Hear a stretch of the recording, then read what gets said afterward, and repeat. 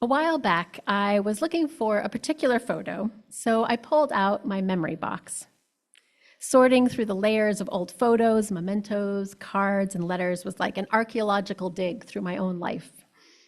And of course, I quickly got sidetracked, awing at all the pictures of my kids as babies, laughing at the cards my best friends had sent, crying over the funeral program of a loved one. But then I came across a letter that truly stopped me in my tracks. It was from a few years ago, and it was sent by someone who had hurt me deeply a few years before that. As I reread it, I was reminded that this letter was everything that anyone who has ever been hurt could hope for. The person had reflected on how their actions had impacted me and my family, showing that they had thought about our feelings and our perspectives. They took accountability for everything they had done and shared the concrete actions they were taking to change themselves.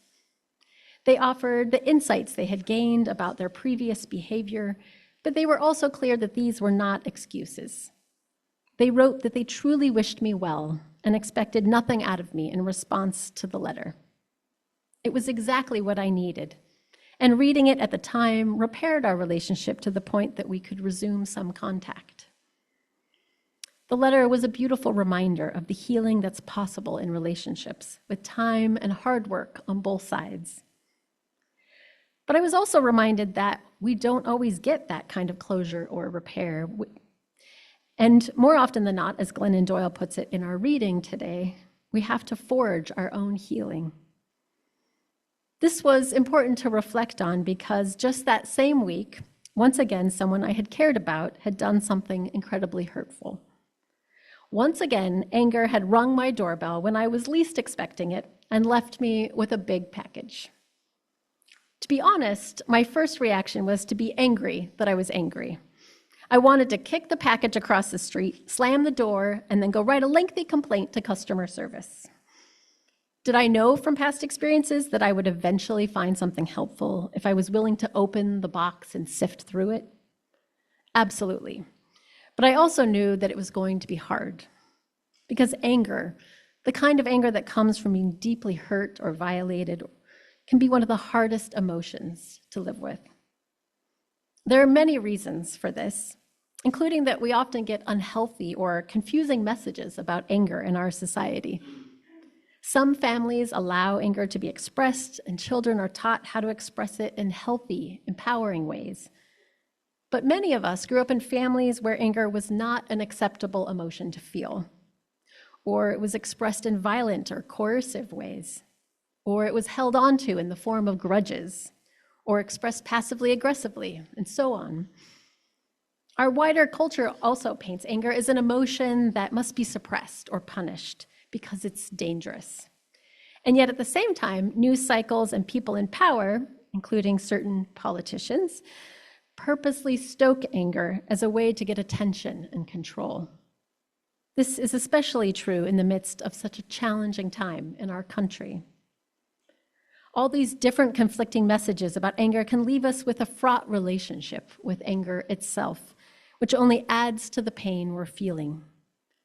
The pain can be so overwhelming that we immediately want to lash out, to get revenge on someone else. And many people do exactly that. On the opposite end of the spectrum, some people completely suppress their anger. This is often applauded by our wider culture as a positive thing to do. But it can lead to physical and mental health problems down the road, including struggles with anxiety and depression. There is a middle way, though, a way that asks us to embrace our anger and journey with it for a little while. It can be a long and hard process, but at the end of it, we can find more healing and more empowerment than we ever thought possible.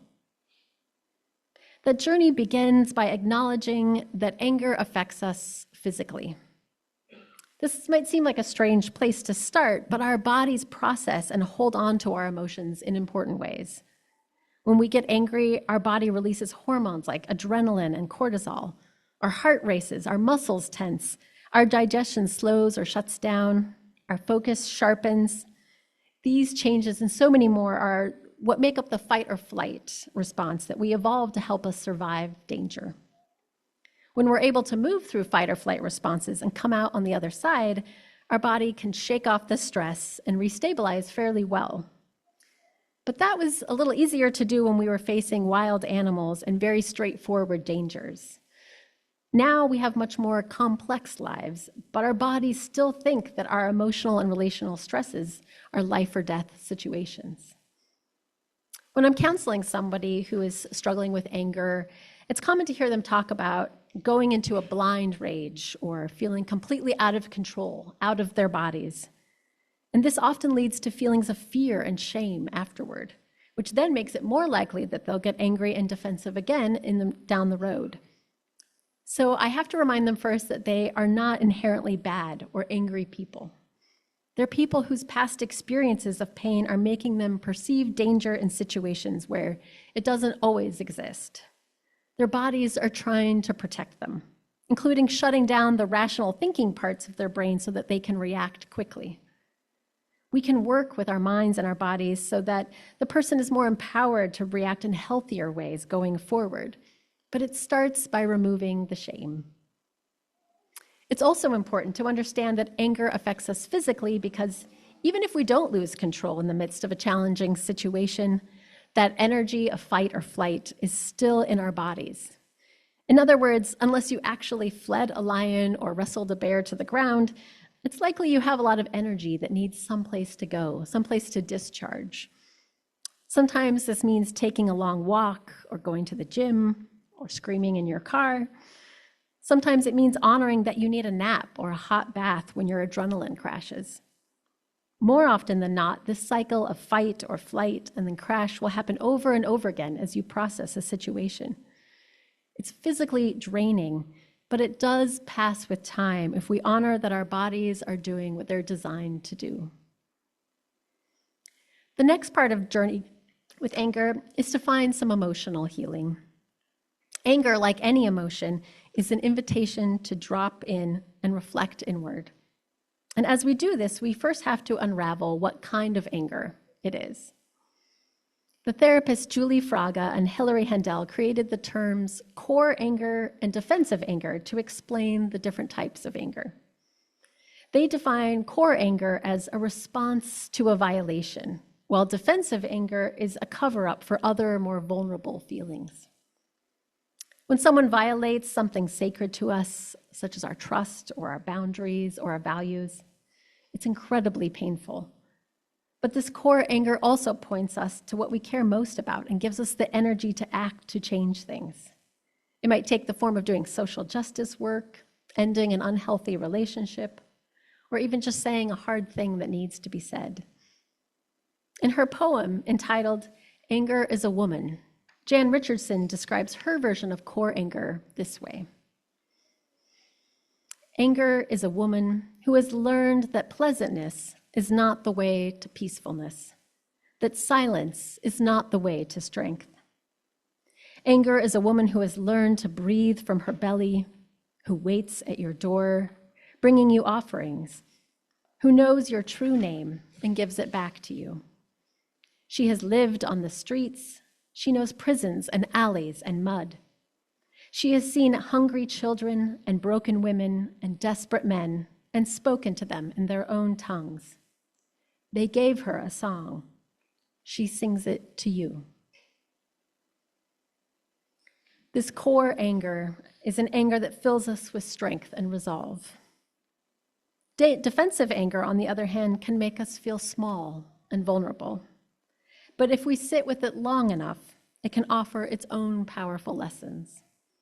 Once we're able to uncover the deeper feelings that defensive anger is covering up, then we can get to the root of what needs to be healed. More often than not, what defensive anger is covering up is sadness or shame, and those feelings need our attention. What makes our current moment in history so painful is that many of us are experiencing both core anger and defensive anger on a nearly daily basis as we watch our family members, friends, neighbors, and leaders continue to support political actions and speech that previously seemed unthinkable. There is the defensive anger that tells us that these There's the core anger that tells us these actions and the people who continue to support them are violating our values and our deepest sense of morality. And that anger has inspired countless acts of love and bravery and organization across the country. But there's also the defensive anger, the anger that makes us sometimes want to lash out or give up, because underneath the rage are feelings of sadness and helplessness, as we recognize that some people may never change. Some relationships or institutions might not be salvageable. Or if we want to continue with them, we might have to keep silent about what's underneath there and keep our relationship on a surface level that doesn't feel restorative. And that is why the final part of journeying with anger is to find the spiritual healing. Many spiritual traditions have teachings encouraging us to resist or avoid anger.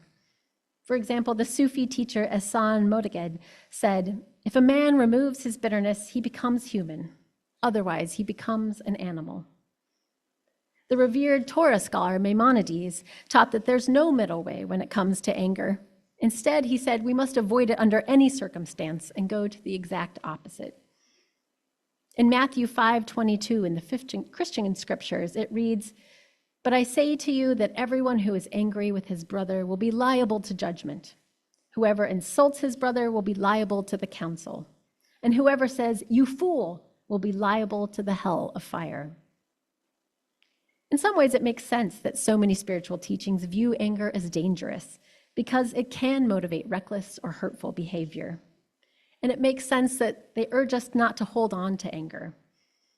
Because if we do, it can turn into resentment. And as the saying goes, holding on to anger is like drinking poison and expecting the other person to die. The antidote to anger in many spiritual traditions is, of course, forgiveness. And forgiveness is important because it can offer us release from the prison that is resentment. But not everyone wants to find forgiveness. And even when forgiveness is desired, it's not always in our control. A study on victimized people and their healing process revealed that forgiveness was not something they could force to happen. And in fact, the harder they tried to make it happen, the more resentful they became. But when they stopped trying to forgive and let go, then with time, they discovered that somehow they had already forgiven. The Buddhist teacher Pema Chodron echoes this idea of letting go in her essay entitled, "The Answer to Anger and Aggression is Patience." She writes, "Everyone who is born and dies from the beginning of time until the end of time is naturally going to want to find some kind of resolution to the edgy, moody energy of anger. But there just isn't any. The only resolution is temporary and causes more suffering. We discover that as a matter of fact, joy and happiness, peace and harmony, and being at home with yourself and your world comes from just sitting still with the moodiness of the energy until it rises, dwells, and passes away. The energy never fully resolves itself into something solid. You can see that holding on increases the pain, but that doesn't mean you're going to be able to let go, because there's a lot at stake. What's at stake is your whole sense of identity, your whole sense of who you are. Then you're beginning to move into the territory of egolessness, the insubstantial nature of oneself and of everything, for that matter. Theoretical, philosophical, distant-sounding teachings can get pretty real when you're beginning to have an inkling about what they're talking about. It takes a lot of patience not to beat up on yourself for being a failure at letting go.